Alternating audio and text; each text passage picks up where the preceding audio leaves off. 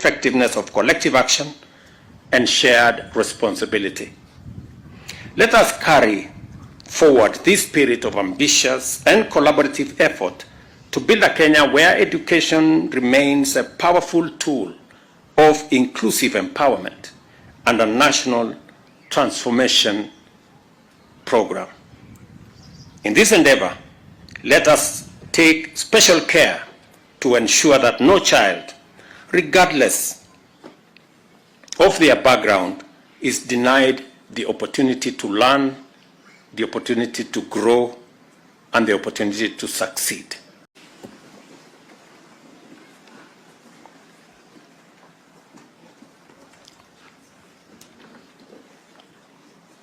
Scott Christian University Chancellor, members of the University Council, Vice Chancellor, faculty, staff, parents and guardians, distinguished graduates, students, ladies and gentlemen, good morning. Praise God. Bwana Yesu asifiwe. I am deeply honored to join you on this historic grounds for this momentous occasion as an iconic faith-based organization marks yet another significant achievement. As Scott Christian University celebrates its 59th graduation ceremony, it can reflect on an exemplary legacy of missionary work that has touched millions of lives, positively transformed communities, and contributed to national development. Today, we gather to affirm that by imparting knowledge and providing education, exemplifying faith through excellent work, serving people and communities, and delivering much-needed services, this institution has lived up to the vision that has inspired the theme of this event. Your choice of theme, therefore, resonates deeply with our broader collective goals of empowering citizens who will actively participate in patriotic duty of making our nation great and prosperous. I congratulate you all, starting with the graduates whose hard work, discipline, and commitment have led to your successful graduation and made it possible for all of us to share in this very proud moment. From me, congratulations. This graduation is a celebration of your dedication to the pursuit of knowledge. It is also a true testament to the communal spirit of mutual aid and benefit, the continuous love and support of your families, and the successful stewardship of the collective university community. Scott Christian University's unique and transformative potential arises from its ability to integrate the essential values of faith and service into its curriculum, distinguish itself as an institution committed not only to equipping citizens with skills and knowledge, but also to fostering robust moral grounding and a strong sense of social responsibility. At a time when our nation and the world are confronting numerous and complex challenges, institutions like Scott Christian University play a critical role in shaping the visionaries, servant leaders, and the innovators we need to secure a brighter, inclusive, prosperous future for all of us. I take this opportunity to reiterate the Government of Kenya's commitment to providing strong and reliable support for both public and private universities, ensuring that higher education continues to thrive and be accessible. It is for this reason that we have been deliberate in our efforts to resolve the financial crisis that brought our public universities almost to their knees. By 2022, you all know public universities were grappling with immense financial challenges, having accumulated debts exceeding 120 billion. Of the 40 public universities, 23 were technically bankrupt and at the risk of closure. However, The report of the Presidential Working Party on Education Reforms, led by Professor Raphael Munavu last year, recommended a student-centered higher education financing model, which we adopted. By implementing this model, the government was able to disburse 41 billion shillings in student loans and scholarships to universities within a year. As a result, our universities are now in better financial health and are on track to settle their outstanding debts within 3 years. Additionally, the government of Kenya is implementing the Working Party's recommendation to ensure that the student-centered model transforms higher education funding to better serve all stakeholders, leaving no student behind and making university education an universally accessible good.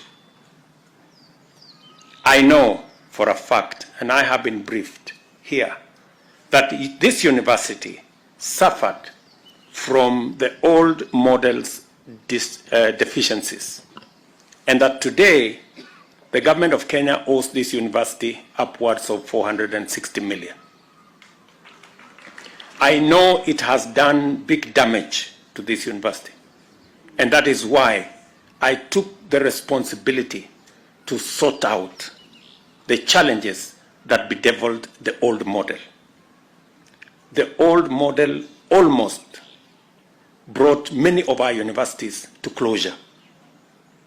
I know this university suffered a great deal. I am aware that this university was temporarily closed for a few months.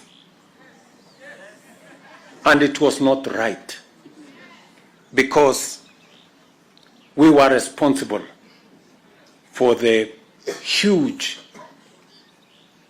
debt of 460 million owed to this university. And it is the reason why it cannot be business as usual. We cannot continue the way we have been doing before. It is not right that we continue a model that has created huge debts. And that is why I am deliberate, I am intentional, and I am focused on making sure that we have a model that does not again take our university education to where we have it with 120 billion debt.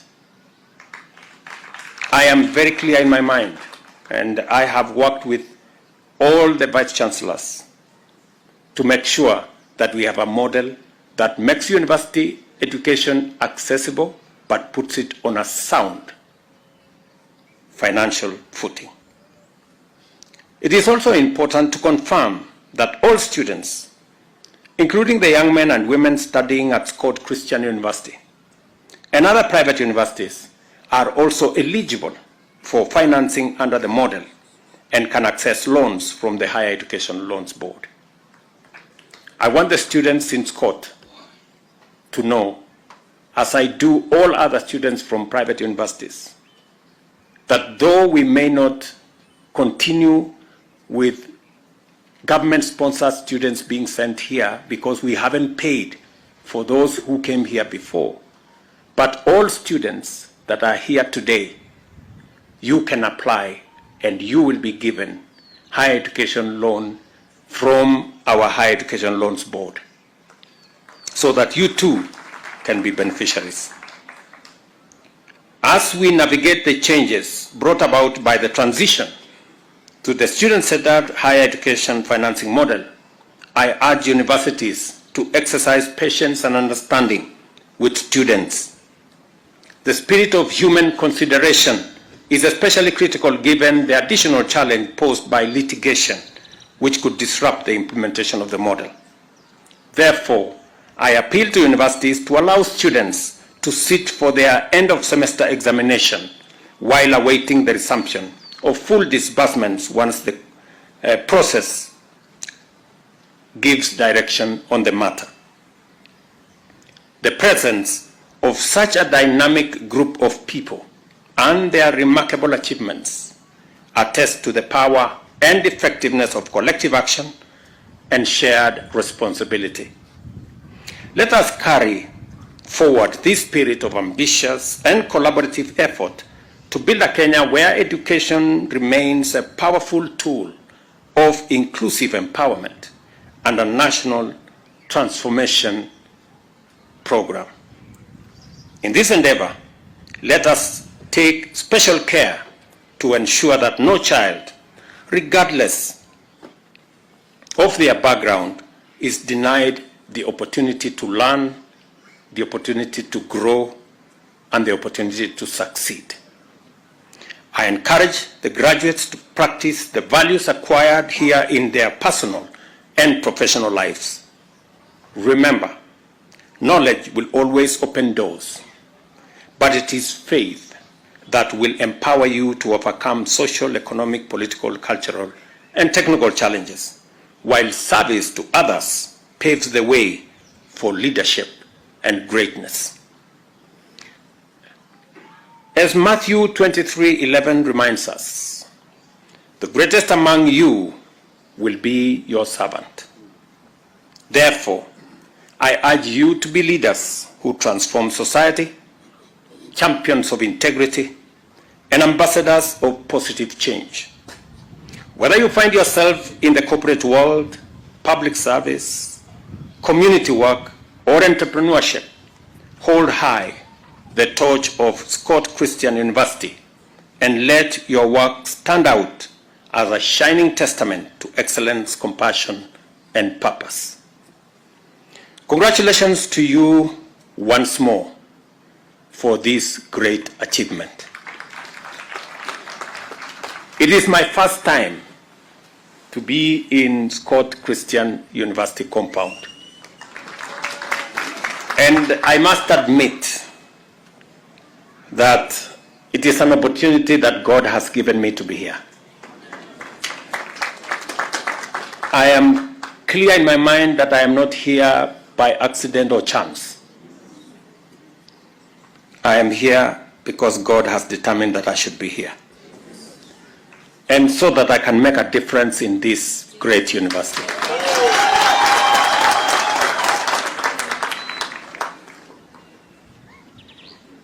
And because God has given me an opportunity to serve this great nation that we all love, I have seen that the road to this university is good up to the gate.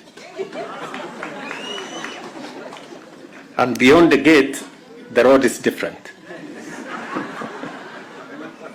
So, the government of Kenya will make sure that all the roads in Scott are tarmacked. Because that is the right thing to do. Because that is the right thing to do. This institution serves this county, serves our great nation, and therefore, whatever we are doing outside the gate, we must do it also inside the university compound. I have also been informed by the Vice Chancellor here that whenever there are blackouts, you do not have a backup system. Again, we will make sure that there is a backup generator and system to make sure that learning is not interrupted whenever, once in a while, we have blackouts.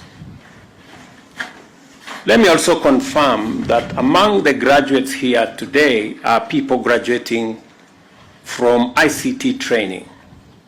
And I am informed that there are not enough or adequate computer facilities. Again, as a government, we are going to assist this university to equip your ICT labs,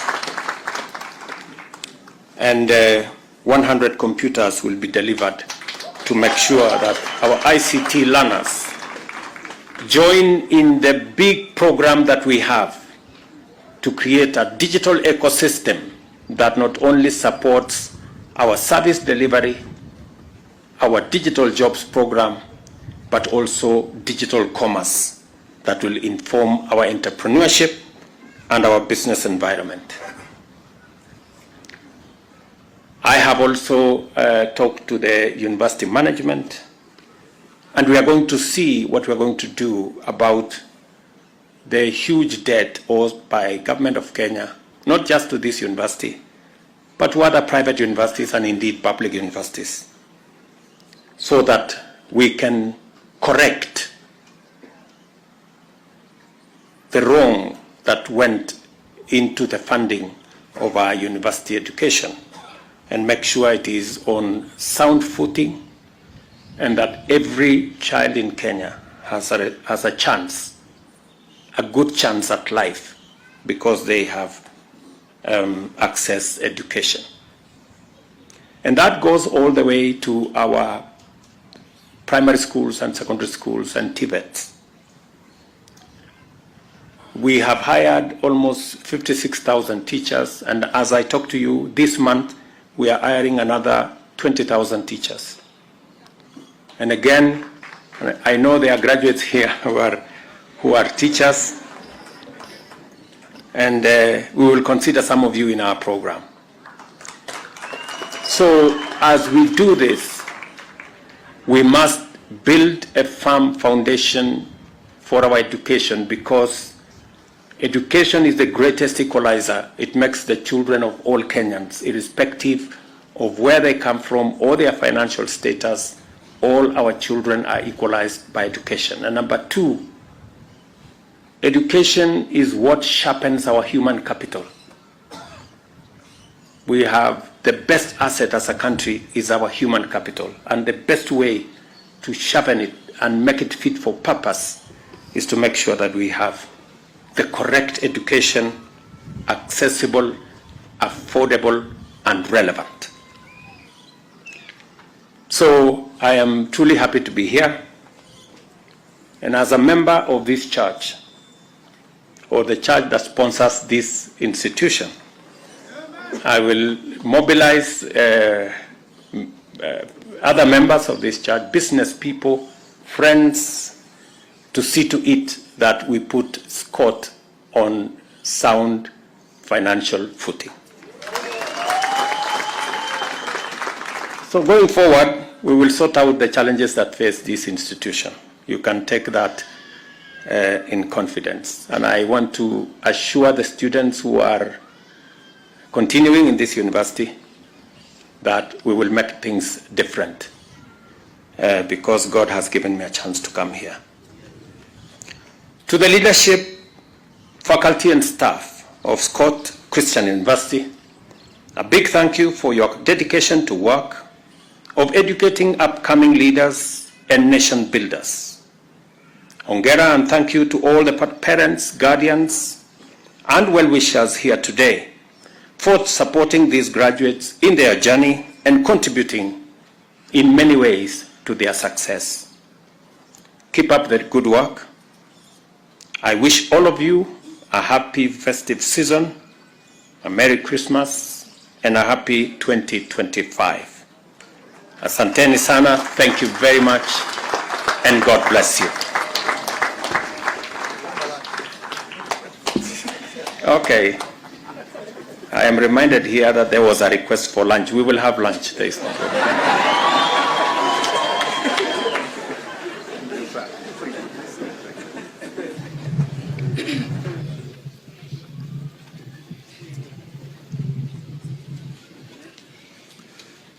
Thank you so much.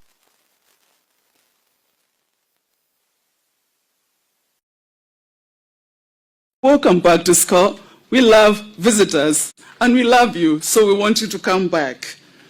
We look forward to the fulfillment of the promises.